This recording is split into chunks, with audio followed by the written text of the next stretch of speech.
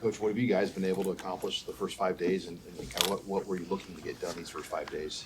Right. The main three things are just obviously grading and demanding great effort out of the guys. We want to be a culture where the effort is a premium, how hard we play, how physical we play, how fast we play. So effort is something every day we're making sure that we're demanding and rewarding. Then obviously execution of our schemes, whatever we're putting in, the execution's got to be elite from a fundamental standpoint, from an assignment standpoint.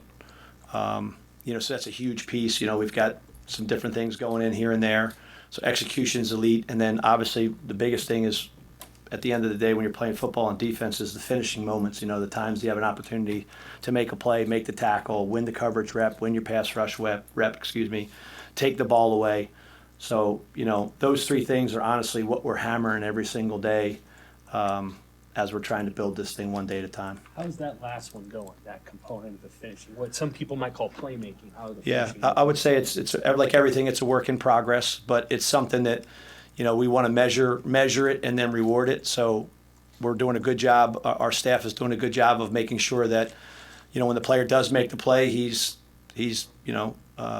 given an attaboy for that. But then when he doesn't, we want to coach him how to make the play and put himself in a better position. Because at the end of the day, when these games, all these close games and high-level football, whether you're in the NFL or in a big-time college football, they're going to come down to the last possession of the game. You've got to train yourself to win in those moments. So every single day, every time we meet with them, every time we practice them, we're trying to harp on that as well as the other two things. Use charts to keep track. Yes.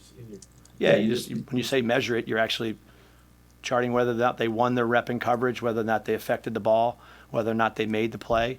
And then it's sent to them so they see it and they understand that we are measuring it, and then we're rewarding it because the more plays you make, the more you make your way up the depth chart. So for you, how has the progression gone in having 4 new assistant coaches who are new to the program this year, and then 5, including yourself, who are in new spots? What's that been like? I think it's been awesome. It's been kind of an unbelievable growth opportunity for me. Obviously, we have great direction with Matt, experienced head coach, provides a clear vision on exactly what he wants everything to look like on offense, defense, and special teams. So I follow his lead in that regard. Great confidant, in Phil Snow. That relationship's been awesome for me. We spend a lot of time just talking football, talking philosophy, talking, just things that are on my mind. So that's been great.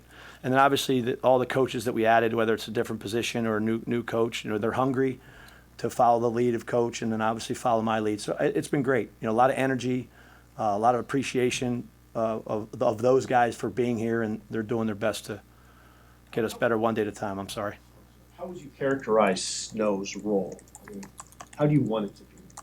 I want it to be is to help us and help our players in every single possible way that he can. And for me and for all of us to be open to any opportunity he can provide to make us better, make me better, make our team better. He's out there coaching up freshman DBs, coaching his ass off, having fun. I'm over there watching his drills. I coached DBs in the NFL for 10 years and coached them for 20 years in different levels, and I'm over there watching different guys do their drills, and I'm learning stuff. So that's part of the mindset that everybody has to have when we're all there together. It's like, okay, Matt provides the vision, I'm the leader of the room, but we're all on the same page trying to make this the best product we can for Nebraska football. Your career, have you been around, been part of a staff, college or the NFL, that had someone in a role like what Phil is doing right now? I actually have. When I was with the Texans, Romeo Crennel was our defensive coordinator, and obviously an incredibly successful defensive coordinator in the NFL, and was our coordinator for a couple of years. And then he got moved to a senior defensive assistant role. And I think that you're a fool if you don't embrace that knowledge and that experience, whether it was him when we were with the Texans or obviously here now with Coach Snow. We all understand we're all focused on one thing, and that's to make Nebraska's defense and the black shirts as best as possible. So there's no egos in that room. It's all about getting better and improving. You return Sierra Wright at one of those corner spots. What does that other corner look like right now, as far as kind of the guys you're I would say Sierra's a returner, but he's competing. He's competing for his job every single day. I think all the players that we have over there, really don't want to get into naming names. I know everybody's interested in what maybe the depth chart looks like and who's practicing, but I feel like we got really good competition. really at all positions in the secondary. I think that area has improved not only with another year of experience for the players that are returning, but also from some of the guys that we've added. I've been encouraged with those guys, and some of those players in that room have really grown in the finishing aspect, taking the ball away and making plays on the ball. So I'm excited about how that's going to shake out, but there's still plenty of time to determine really who's going to be out there anywhere. Go ahead. Go ahead. With Deshaun and Javen, and in the off or at the end of the season last year, you didn't really know if you were going to get them back, and you got them both back. Just what has that been like, getting those two guys back? Right. It's kind of like free agency in pro football, right? You're like, oh man, is that guy going to leave us? And then all of a sudden, they decide to stay. Well, that's just an analogy, but it's similar in that you feel like you have two players that might have opportunities to go to another place, which would have been the NFL. And because of the culture and the program that Matt's kind of created and built, they want to stay here, which I think is an awesome testament to what's going on here right now, because you have an opportunity to go play in the NFL, which for most people, that is your dream.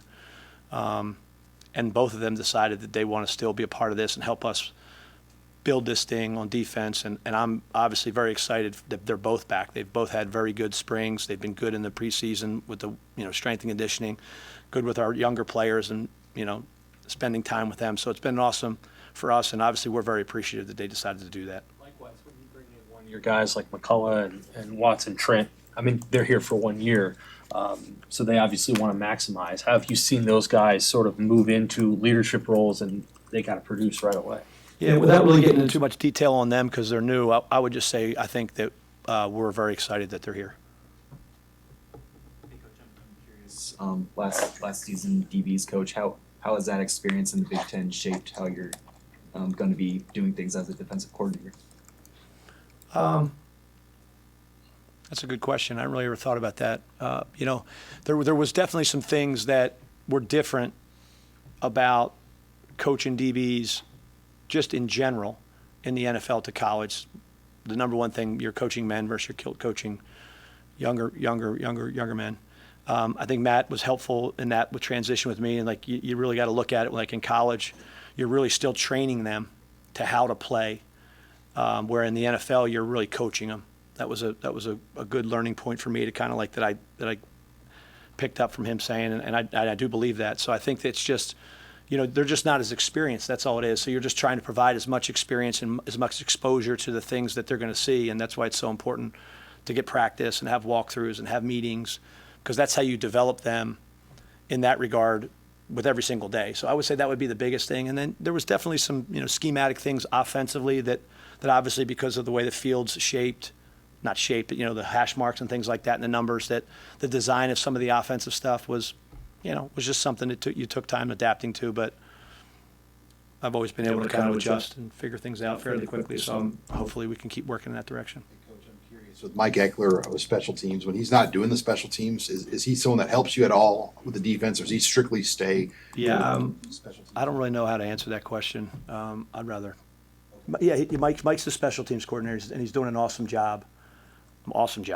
I go to every one of his meetings. I mean, they're phenomenal. I think we're gonna have a great special teams unit, but he's the special teams coordinator. With Deshaun Singleton, Coach Rule mentioned he may have been moving around a little bit. Just where have you been looking at him at, and what do you like about Deshaun's skill set? Yeah, Deshaun is definitely a guy that we're looking at in multiple roles. We love players that, I personally love them, and I think we all do, love players that have versatility, that can play multiple spots, and that way you don't have to sub everybody to fill, different positions. But, I think that was one of the things that appealed to him in coming back, was the role that we were going to use him in, maybe an expanded role where last year he played the safety position. And now moving forward, we're going to do our best to, use all of our players towards their skill set. When we recruit you and sign you, we're going to use you for what you are. And then it's our responsibility to develop you into what we want you to be and how you could use and be used in this system. So you can't pigeonhole players, but you got to have, the more versatile pieces you have, I think it's better for your defensive unit. Coach, you mentioned having those new guys on the staff is you call it an unbelievable growth opportunity for yourself. Can you expand on that? Why is that? Well, you get guys from so many different places. Like Terry he's with the Chiefs for 8 years. All they've done is won. And unfortunately, multiple times they beat me in the playoff game. So I have to respect that, and he brings an unbelievable amount of experience in that winning culture. You know, obviously, you know, Phil Simpson has a great background with not only within, Phil played for Matt, so he can provide some insight there. You know, Rob's been around him, has played for Matt. Addison has a great amount of experience, you know, and obviously, as a DB guy, you always kind of, you know, I don't want to say you talk more to him, but like, we have common things. So there's a lot of things we're constantly talking about how he did things and how maybe I want to do things and how we can maybe meet in the middle. And then obviously with Snow, I mean, guy's been coaching 100 years, so like, you know, every experience that he's had in building different defenses and how, you know, years have been different. And obviously all of his great input on, you know, working with Matt for so many years. I mean, I've only been around Matt for nine months-ish, and I've loved my time here, but there's still a lot of things I got to learn and figure out, so I got to lean on him to maybe help me in that regard. Snow had mentioned in a previous press conference that you guys were going to advance the third down and red zone defensive packages. I'm not asking what that advancement is, but more the process of like, is that something you install right away, or do you try to get some of the basics down before you go to some of the more exotic and differentiating things? Yeah, it's a process. Initially, when you start going with spring football, it's usually first and second down, base fundamental defense, really emphasizing like the things I talked about, the effort, the execution and finish, and the fundamental aspects of that. But as you're starting to progress, like right now, we're starting to kind of just introduce some of our third down and 2 minute, you know, and there'll be some things that are schemes that everybody does. And then there's going to be some stuff that, you know, that we use a lot in other places I've been, let's just say. And then obviously that's where you lean on some of the experience of the other coaches. You know, the Chiefs had a great third down package under Spags. You know, Phil's had a great third down package. And at the end of the day, that's part of the winning moments. Like first and second down, every down's important, but like the money downs are third down and then stopping people in the red zone. You know, if you look at our bowl game, we might have given up some yards here and there. We played great in the red zone, you know, and that was the key. So I believe in that, and I think you've got to do a good job of in those situational areas, third down, red zone, and 2 minute, if you're gonna win football games that matter. Personality or the style of the defense that you want this team to play on third down? You've got to affect the quarterback. I mean, he's the guy that has the ball, and he's the one who's making the decisions. And maybe here at the college level, you got to affect the quarterback and the play caller, but you got to make it as hard as possible on the quarterback as you can. Affect him with what you're doing coverage-wise, affect him with what you're doing rush-wise, and be multiple enough that you're not predictable, but simple enough that you're not going to screw it up. So at the end of the day, that's really what our philosophy schematically is overall. But on third down, it's really comes down to affecting the quarterback and the operation of the offense through whatever you're choosing to do. It sounded like Judy was maybe coming up here. How have you seen him grow? Coming up, what do you Elijah mean? to talk. speak, I'm sorry. Oh, to talk. Yeah. Okay, cool.